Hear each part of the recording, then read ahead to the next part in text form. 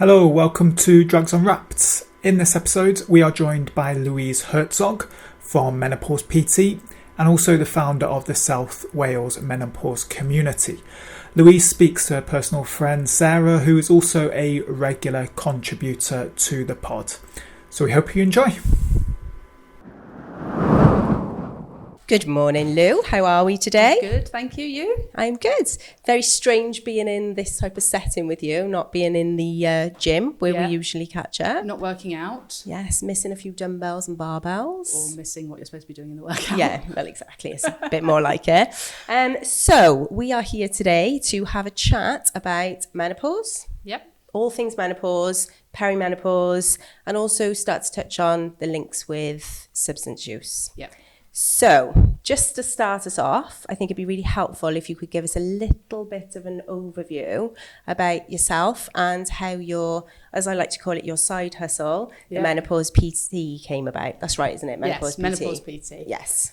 So the Menopause PT came about because, unfortunately, after my COVID vaccination, I experienced symptoms of what I now know is perimenopause.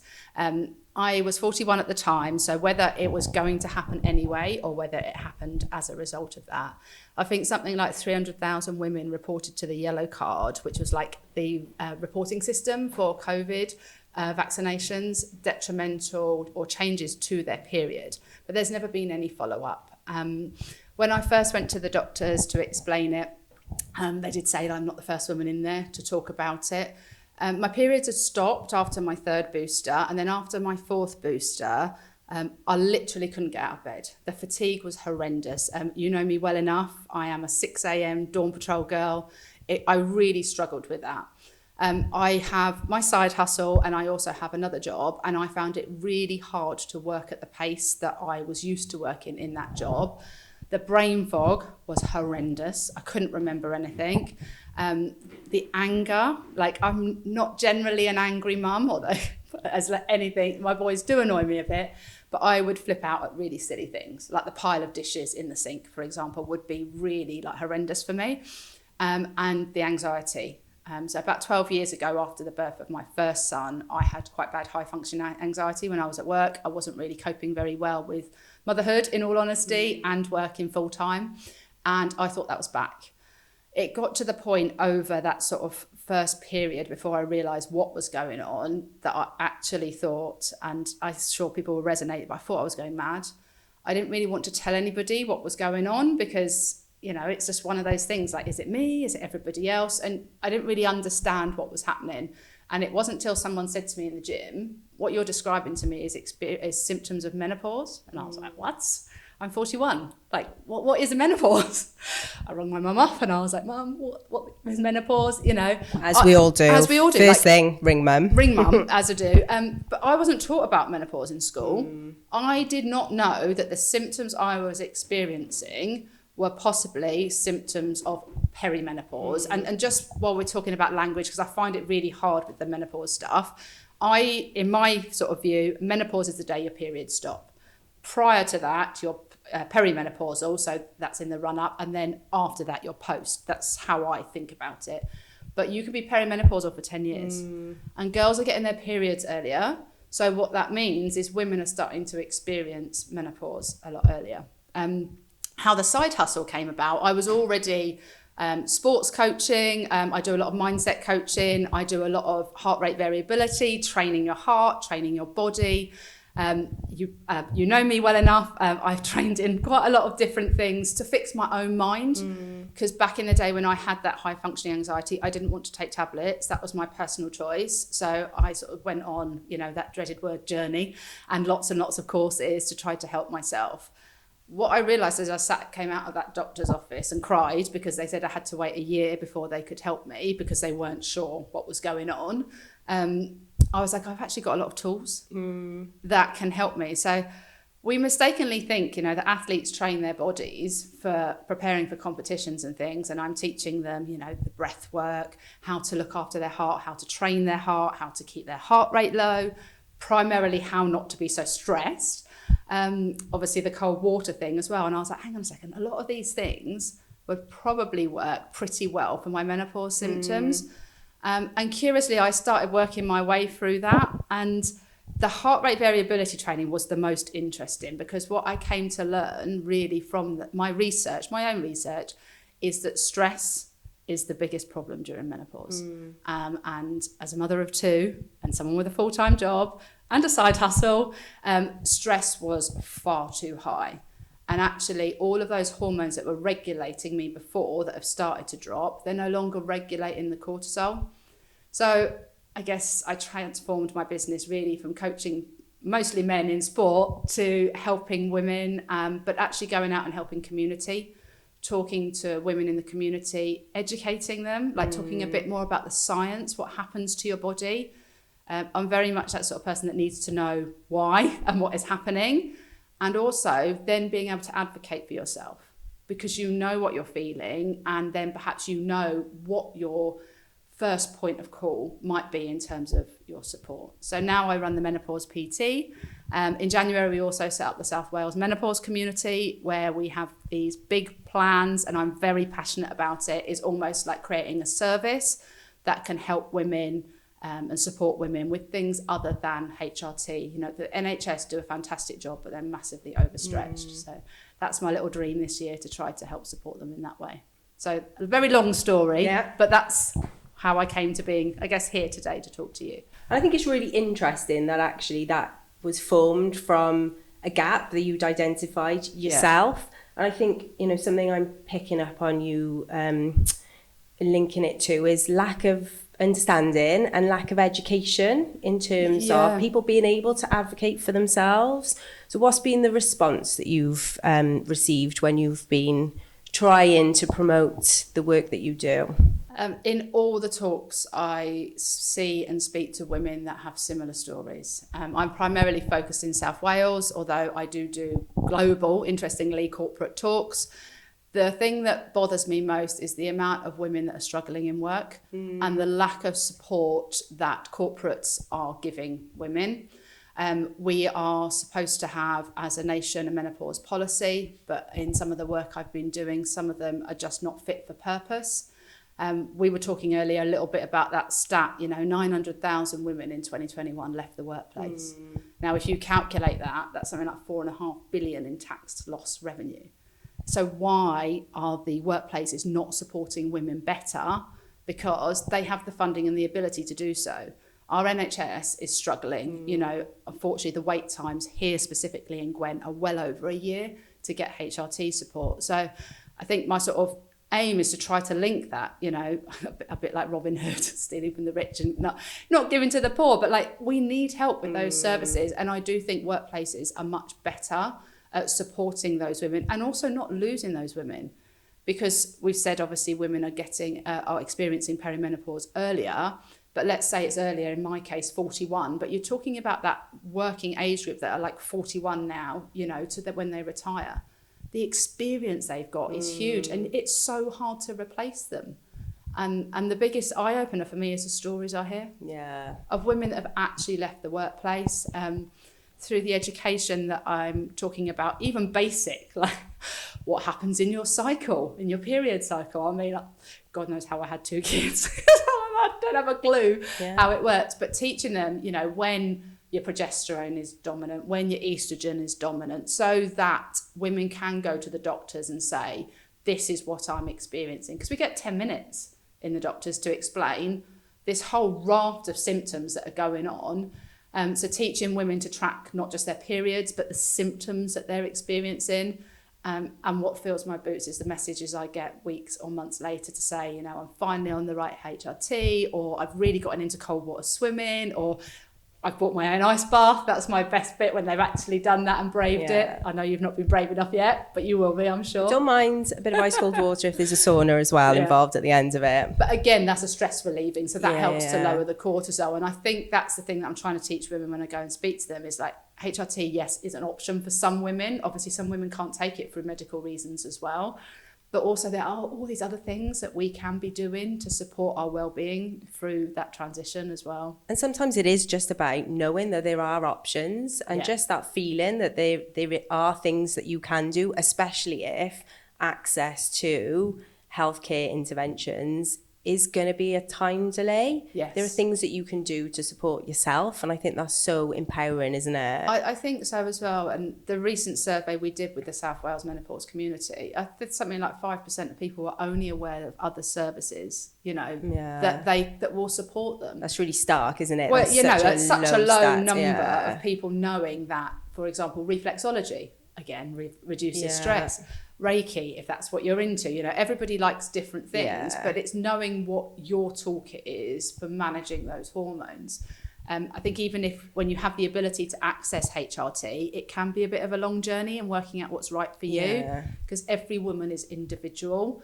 And again, you know, it's not a one size fit all. However, medical products are manufactured in the one size fit all. You know, when you look at testosterone, it's manufactured for men. You know, the packet you get, you have to squeeze out a tiny bit. It's all right if you're a man, that's all yours. But, you know, so things like that I think do need to change. But, you know, I'm just one woman and with a few helpers, the ability to change that completely. So I think for me it's important in connecting those services, reaching out to those women, but more sharing their stories. Yeah, but it does feel like the conversation is happening a lot more. I think so, definitely. You know, Rob and I were just talking about this at the start. You know, I remember when it was quite difficult to talk about anxiety.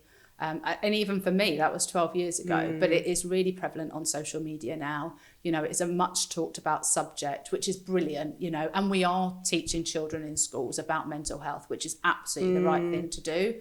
I do feel that menopause is probably about, 10 years behind if I'm going to put a guesstimate on it, because I'll still go into the corporate place and I'll still primarily only get women coming to the talks. My aim is that men should come too, because the thing is, whether you have a partner, or it's your sister, your mother, like, I'm not going to lie, I was a bit of a crazy lady at one point, you know, bless my kids. I don't know how they put up with them, but like even to the point now where they're like, are you having a menopausal moment? Yeah. Yes, Hormonal. yes, I am. But I'm glad they know that. Yeah, because the thing is, they will take that then later in their life, Yeah. whether they get married or they have a partner, you know, to support them. So I do think, as well as a female issue, it's about supporting men to help women transition through that period, because, you know, we need a lot of help. You've got to know when to stay away and when we need the hug, you know. 100%, I agree. Okay, so I'm really interested now to start to discuss and delve into the links between perimenopause and menopause symptoms and substance use. Yeah. Obviously, this is our Drugs Unwrapped podcast, so really interesting to look at what those links are. So just, you know, I know we've talked about this before, haven't we, Lou? So there's a lot of research that is starting to emerge around that link and that association with substance use, predominantly alcohol, but also a range of different substances as well to manage some of those perimenopause and menopause symptoms. So just to kind of quote Dr. Louise Newson, who I think she's menopause_doctor on social media, isn't she? And she's brilliant for some really interesting content. So a study that she recently carried out, or the Newson Health survey that was recently carried out with 1,200 women, identified that there was a specific link between alcohol use and dependency during perimenopause and menopause phase. And specifically, 1/3 said that they drink more alcohol since becoming menopausal, which I think is actually a really high number. Huge. I think it's a really big number. Yeah, so I'm just really interested, Lou. Is that something that you've come across or something that you've experienced? I would say, from me, like, it's something I come across all the time when I'm talking to women, but also through my own personal experience. I previously probably wasn't that good with alcohol, probably about 10, 15 years ago, suffered, you know, with addiction and struggled to get control of my alcohol. It's taken a lot of work for me to do that. When I first started experiencing the symptoms again, I felt like I was going back. And I think, like, looking at things like the Harvard study, where they looked at like 3,000 women, and they talk about how menopause and the reduction in hormones can exacerbate the need to use alcohol. And from my opinion and how I look at it, and my personal experience, I guess, I think it's the stress. It's the cortisol that's running in your body that you're unable to take control of. But like things like the overwhelm and the anxiety, I always used alcohol to stop that, to stop the noise in my head, you know, and it was my go-to. And like many people probably my age, unfortunately I was a binge drinker of the 80s.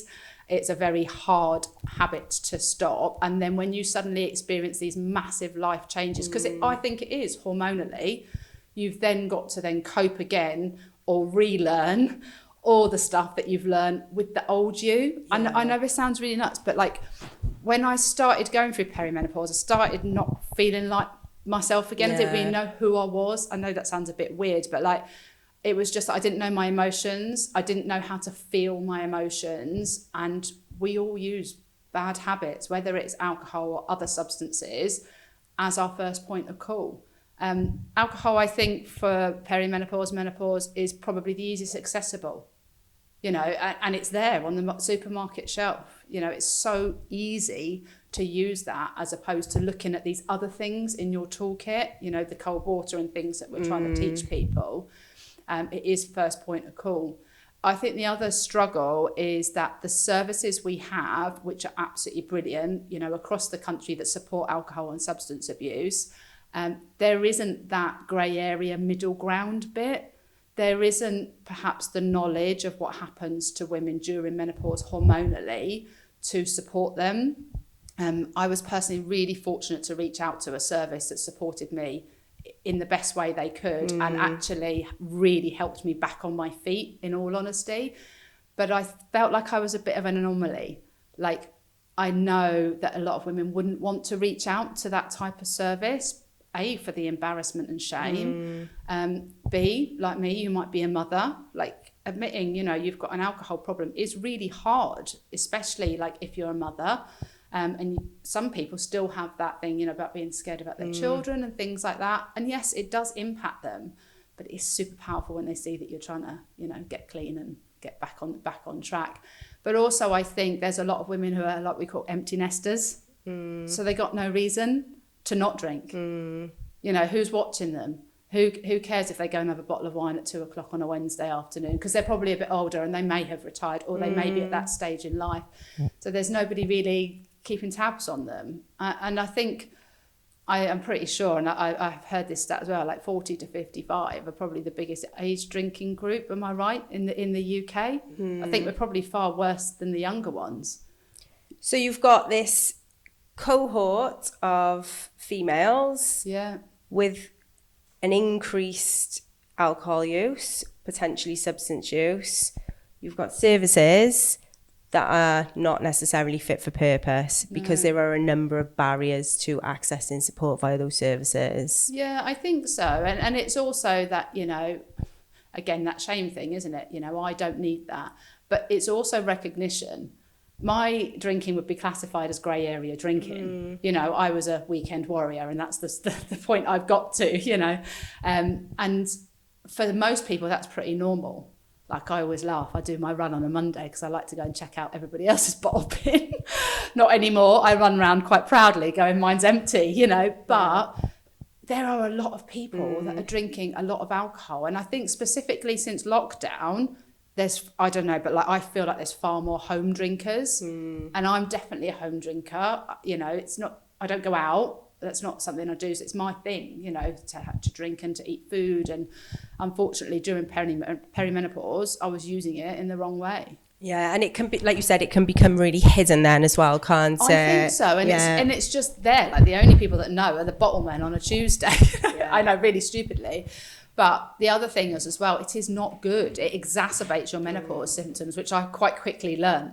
So reducing alcohol was a massive thing for me. And I would say, curiously, when you look at the types of symptoms that menopause produces or that you can have, some of them are very similar to alcohol and substance abuse. So things like hot flushes, well, we know about the night sweats when you're detoxing. Interestingly, one of the quotes that came out of that study, I've got it written here, was, so I self-medicated to the point of becoming an alcoholic. I suffered many symptoms from the age of 43, including terrible night sweats, anxiety and depression. I could not cope, so I drank. Yeah. And absolutely, as you said, those are all symptoms that would be really typical in alcohol dependency. So it's just that cycle then, isn't it, of exacerbating. And also then knowing, am I perimenopausal? Or, let's be honest, do I have a problem? And it's admitting that to yourself, because like there are different ways to manage perimenopause symptoms, but my belief and knowing what I know now is alcohol and substances are definitely not helpful in terms of managing that. There are other ways, I think, to help that. And yeah, it exacerbates the symptoms. It makes it far worse, especially because I think one of the biggest challenges with a lot of women is sleep. Yeah. And obviously, perhaps you're drinking to go to sleep, but obviously that's increasing the stress levels, which makes it much harder to deal with the symptoms during the day. So in terms of that discussion around substance use services, what more do you think they can do to be accessible for this cohort of women? I actually think on a whole, like grey area drinkers are primarily dealt with the big social media drive for a lot of what I'll call private coaches. There's some absolutely brilliant podcasts and things that I follow that have really helped me. Traditional services probably cover the extremes, is how I feel about it. You know, those that are grey area drinkers that are probably drinking too much wine on the weekend, there isn't that ability to help and support with those people. But like most places, I also don't think there's the education on how menopause affects us.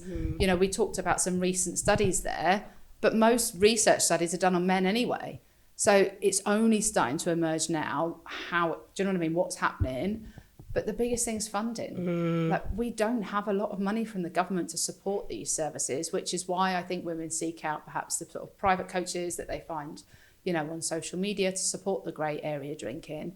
But I do think there needs to become more awareness, and I do think there needs to be more accessible services, because you're only going to relieve the people going to the doctors for all these other problems that may or may not be exacerbated by alcohol and other substance abuse, you know? 100%. And do you feel like that fits within substance use services, or do you think that would be better as a separate standalone It's support? interesting you say that. I think having used those services myself, I'm okay with them, but I'm not 100% sure other women would be comfortable walking into that environment. There's also this like stigma, isn't there? You know, I think a lot of beliefs for people that are at, let's say, perimenopausal stage, we are a bit older, and there is that belief, you know, I'm not an alcoholic unless I've got a bottle in a brown paper bag type thing. Yeah, do you know what I mean? 100%. So 100%. perhaps they don't want to compare themselves to that into walking into those services. And perhaps they feel, you know, that's probably for more extreme addiction and not theirs. So I think it should sit within that service, because that's where the expertise lies. That's where the knowledge for the tools and the toolkit lie. But I guess also things like, you know, that the South Wales Menopause Community that I've talked about, you know, can we help facilitate some sort of service in that capacity that links the expertise from there already? And obviously then getting funding privately, because there is no funding to support these women, but getting those women up and running again is so, so important. So what would that look like for you? What would be your blue sky thinking ideal service? My blue sky thinking would be a similar service to what's run now, but obviously specifically for menopausal symptoms and for women that are hormonal. And we're talking about menopause, but you know, alcohol can be a real problem for women before their period, whether they're perimenopausal or not. You know, that week leading up to it can exacerbate alcohol use, and I'm sure probably substance use as well. So perhaps it's a more female orientated service. Perhaps that service sits outside of the traditional, you know, let's say knocking on the door and ringing the bell, which I'm all right with, but other people might not be. That's it. Is it embedding specialists within existing services, or is it that we would be looking at a separate standalone service? I think we have to use the experts we've got already. Yeah. 100%. And perhaps that is a connected standalone service, you know, that women can access, but also more importantly, like to take the strain off the NHS.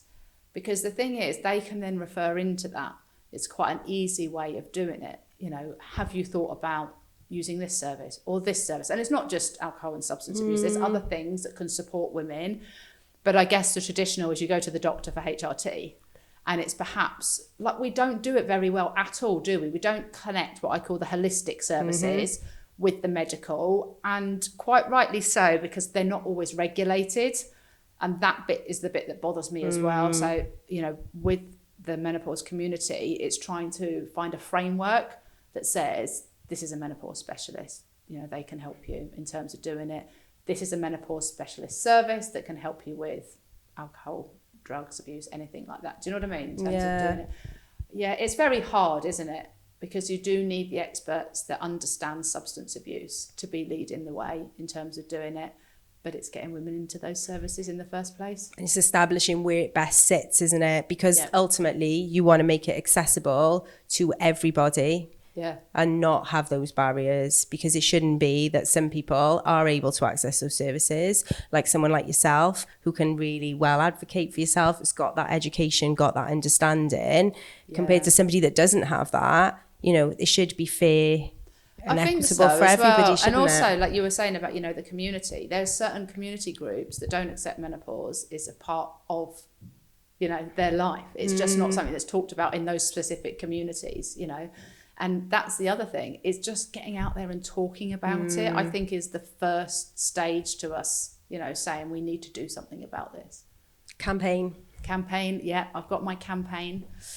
So, yeah, the South Wales Menopause Community, that the aim of that survey is really to go and campaign at the Senedd to get this sort of connected service to support women. And whether that is us signposting the services that we already have now, or working with the alcohol and substance services to say, look, they can support you. We have educated them within menopause, so this is something that is open to you.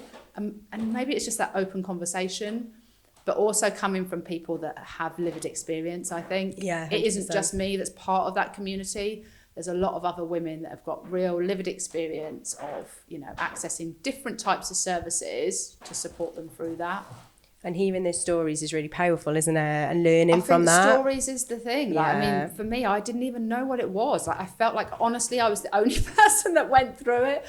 Now I realise that, you know, every flipping woman goes through it. There's no choice. But it's how you handle that. And I think that's the other thing. Like, I always laugh because I eat out of a plastic box and I love my CrossFit. So I was in quite a good place, you know, physically, maybe not mentally, if I'm honest. But we can be preparing our bodies to make that transition much easier.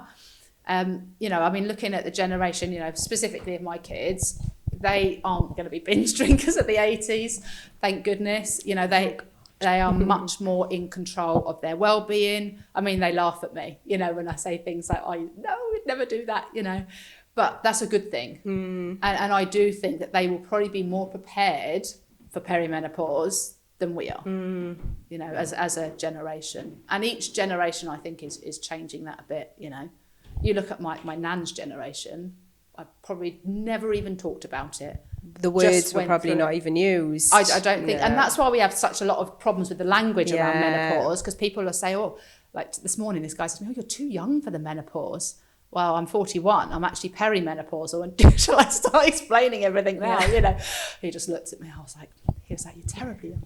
But it's that preparation, isn't it? And I do think the younger generation will lead much healthier lifestyles, but also that we're now making that change to make those services more accessible and more fittable. Do you know what I mean? To the solution that's required. Yeah, and I think it is about sort of having, there's sort of the two strands to it, aren't there? There's that ensuring that everybody is equipped with the understanding and is educated, but then also accessible services when additional support is required.